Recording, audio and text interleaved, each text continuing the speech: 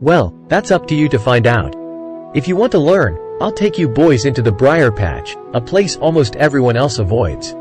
If you go with me, you'll let go of the idea of working for money and instead learn to have money work for you. And what will we get if we go with you? What if we agree to learn from you? What will we get? I asked. The same thing Brer Rabbit got, said Rich Dad, referring to the classic children's story. Is there a briar patch? I asked.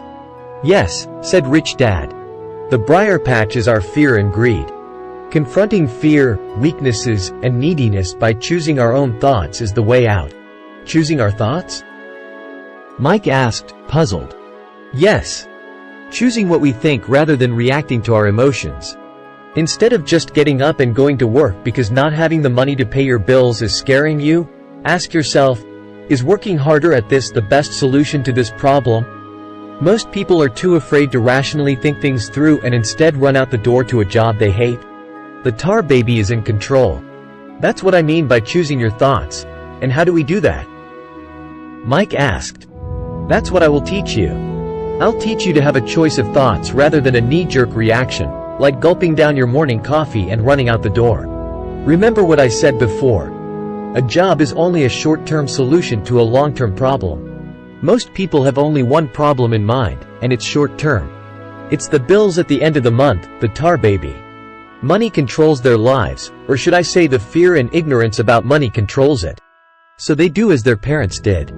They get up every day and go work for money, not taking the time to ask the question, is there another way? Their emotions now control their thinking, not their heads. Can you tell the difference between emotions thinking and the head thinking? Mike asked. Oh, yes. I hear it all the time, said Rich Dad. I hear things like, well, everyone has to work. Or, the rich are crooks. Or, I'll get another job. I deserve this raise. You can't push me around. Or, I like this job because it's secure. No one asks, is there something I'm missing here?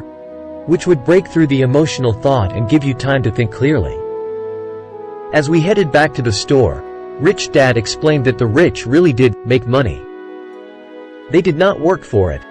He went on to explain that when Mike and I were casting 5-cent pieces out of lead, thinking we were making money, we were very close to thinking the way the rich think.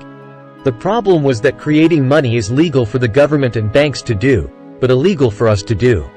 There are legal ways to create money from nothing, he told us. Rich Dad went on to explain that the rich know that money is an illusion, truly like the carrot for the donkey. It's only out of fear and greed that the illusion of money is held together by billions of people who believe that money is real. It's not. Money is really made up. It is only because of the illusion of confidence and the ignorance of the masses that this house of cards stands. He talked about the gold standard that America was on, and that each dollar bill was actually a silver certificate. What concerned him was the rumor that we would someday go off the gold standard and our dollars would no longer be backed by something tangible. If that happens, boys, all hell will break loose.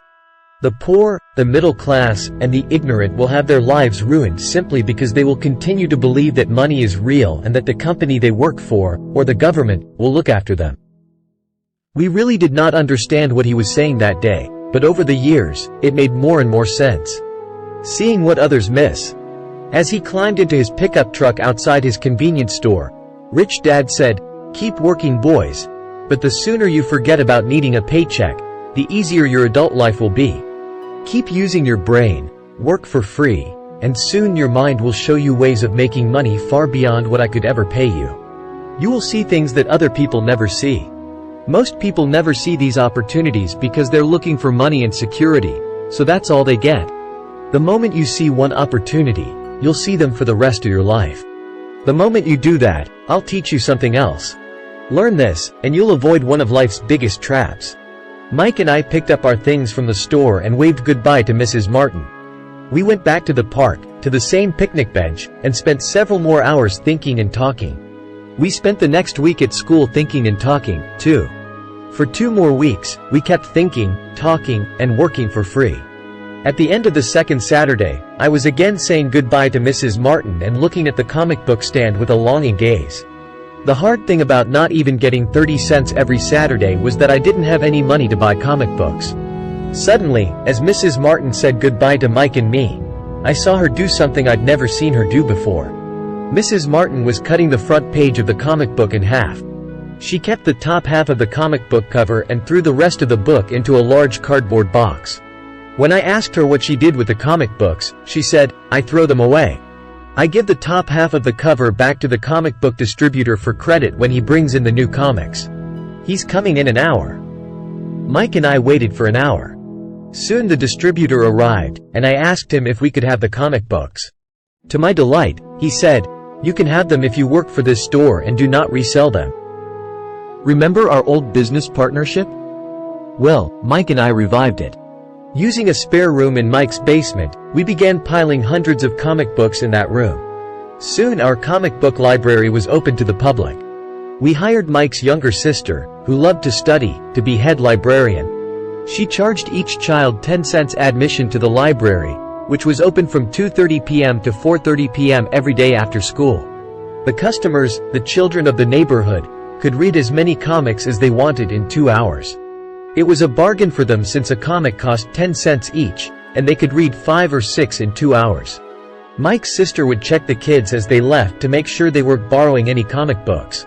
She also kept the books, logging in how many kids showed up each day, who they were, and any comments they might have. Mike and I averaged $9.50 per week over a 3-month period. We paid his sister $1 a week and allowed her to read the comics for free, which she rarely did since she was always studying. Mike and I kept our agreement by working in the store every Saturday and collecting all the comic books from the different stores. We kept our agreement to the distributor by not selling any comic books. We burned them once they got too tattered. We tried opening a branch office, but we could never quite find someone as trustworthy and dedicated as Mike's sister. At an early age, we found out how hard it was to find good staff. 3 months after the library first opened, a fight broke out in the room. Some bullies from another neighborhood pushed their way in, and Mike's dad suggested we shut down the business. So our comic book business shut down, and we stopped working on Saturdays at the convenience store. But Rich Dad was excited because he had new things he wanted to teach us. He was happy because we had learned our first lesson so well. We learned to make money work for us. By not getting paid for our work at the store, we were forced to use our imaginations to identify an opportunity to make money.